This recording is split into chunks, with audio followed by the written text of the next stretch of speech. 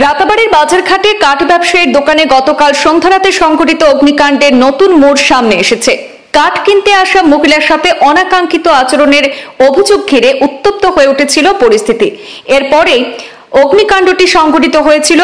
মহিলার সাথে অনাকাঙ্ক্ষিত আচরণের অভিযোগে থানায় এজাহার দায়েরের পাশাপাশি অভিযুক্ত ব্যবসায়ী আইনুল হকের গ্রেপ্তারের দাবিতে আজ মহিলারা মিছিল করে রাতাবাড়ি থানায় যান এবং প্রতিবাদ সাব্যস্ত করেন।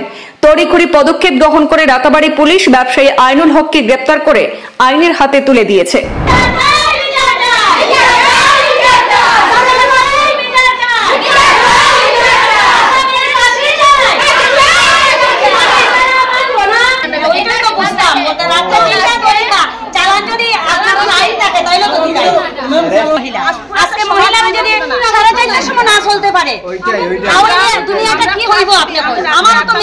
গতকাল বৃহস্পতিবার রাতে বাজারঘাট বাজারের কাঠ ব্যবসায়ী আইনুল হকের কাঠের দোকান এবং দুটি গুদাম গৃহ অগ্নিকাণ্ডে ক্ষতিগ্রস্ত হয়েছিল।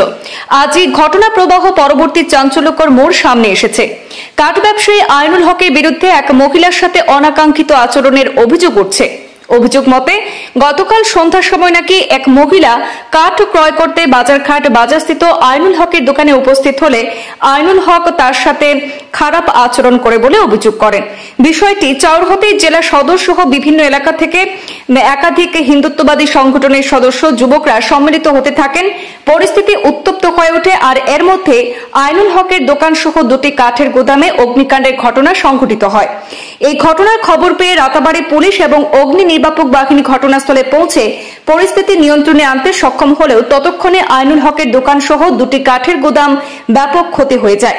এদিকে আজ শুক্রবার মহিলার সাথে অনাকাঙ্ক্ষিত আচরণের প্রচেষ্টার ঘটনার প্রতিবাদে মহিলাদের একটি দল মিছিল করে থানায় উপস্থিত হয় এবং প্রতিবাদ সাব্যস্ত করলে রাতাবাড়ি পুলিশ অভিযুক্ত আইনুল হককে গ্রেপ্তার করে আজই আদালতে প্রেরণ করেছে বলে জানা যায়। এই যে গতকালকে বিকাল 5:30টার সময় এনআরএলএম এর কাজ ব্যাংকে ছিল, ওর মানে ব্যাংকের কাজ করে ব্যাংকের কাজ সেরে বাড়ির কাজের জন্য একটা দোকানে গেছিল। তো সেই দোকানদারের সাথে মানে ওর কথাবার্তা চলছে। তারপর সেই কাঠ ব্যবসায়ী আইনুল হক উনাকে ডাকে, সেই দিদিকে ডাকার পর উনি বললেন আমি তো এখন আসতে পারবো না তোমার ডাকে। তারপর সে বলল না, আবার ডাকলো। তো 3বার ডাকার পর দিদি ওর দোকানের সামনে গেল, যাওয়ার সাথে সাথে ওর হাত ধরে টেনে ওকে চেয়ারে বসিয়ে দিল। সেটা কি কোনো নিয়ম যে দোকানদার যদি কাস্টমারকে ডাকে ওর হাত ধরে তো টেনে ওনাকে চেয়ারে বসানোর কথা নয়? হ্যাঁ, তারপর চেয়ারে বসানোর পর যখন ওর সাথে মানে অশালীন ব্যবহার করার চেষ্টা করতে লাগলো, তখন সে মানে সেই দিদি অনেক চতুর এবং মানে সাহসী মানে কৌশল অবলম্বন করে সেখান থেকে বেরিয়ে আসলো। তো বেরিয়ে আসার পর তো থানায় কেস ফাইল করেছে। তো করার পর জানি না, ওরা তো বলছে এবং যে ওরা আসামি আইনুল হককে ধরেছে এবং পুলিশ রিমান্ড থেকে ওকে কোর্টে চালান করেছে। তো আমাদের মানে মুখ্য উদ্দেশ্য হলো এই যে ভদ্রলোক, উনি তো একজন বিশিষ্ট কাঠ ব্যবসায়ী এবং উনি তো বয়সে মানে একদম কম নয়, যুবক নয়, উনি প্রায় প্রৌঢ় অবস্থায় আছেন। ওনার এই এতটুকু যে শয়তানি বুদ্ধি, সেই শয়তানি বুদ্ধির জন্য একটা মেয়েকে যেভাবে অশালীনভাবে দিন দুপুরে বেলা বাজারের মানে বিকালবেলা সে এই ধরনের ব্যবহার করছে, উনি কি না করতে পারেন। আর আমরা যারা আছি সমাজের কর্মী হিসাবে কাজ করছি, আমাদের তো রাত্রে 7টা 8টা তো অটোমেটিক হতে পারে কোনো সমস্যার কারণে। তো আমরা যদি সমস্যার সম্মুখীন হই বা অন্য কাজে যদি আমরা জড়িয়ে থাকি, আমাদের নিজের ব্যক্তিগত জীবনের তো অনেক কাজ থাকে, আমরা কোনো দোকানে যাওয়ার থাকতে পারে। তো এই ধরনের মানসিকতাপূর্ণ যদি লোক সমাজের ভিতর বসবাস করে, সেই সমাজটা সুরক্ষিত কিভাবে হবে? তো আমরা যারা সবাই এখানে আজকে জনকল্যাণ CLF এর আয়োজিত এই জনসভায় আমরা উপস্থিত হয়েছি সকল সদস্যগণ। এখানে কিন্তু কোনো পুরুষ লোকের আমরা সাপোর্ট নেইনি, কিন্তু আমার একটাই কথা যে এত বড় সমাজে একটা বিশৃঙ্খল, কালকে তো বরাক নিউজেও আমরা পেয়েছি, সেটা নিয়ে দিয়েছে। কিন্তু আমাদের সমাজের যারা রাজনীতিবিদ ওনারা কোথায়?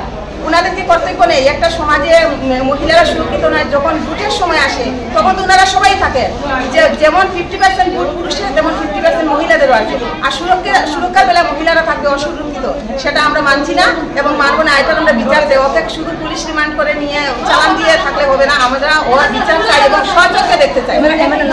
যদি বিচার না পাই তো আমরা আমাদের আসামের বর্তমান মুখ্যমন্ত্রী মানে বলিষ্ঠ মুখ্যমন্ত্রী বলবো ডক্টর হিমন্ত বিশ্ব শর্মার কাছে আমরা এই আবেদন রাখি যে আমাদের এই যে প্রত্যন্ত গ্রামাঞ্চলের যে ছোট ছোট হাট বাজার আছে, সেখানে আমরা যাতে সুরক্ষিতভাবে চলতে পারি সেটার ব্যবস্থা আমাদেরকে করে দেওয়া হোক।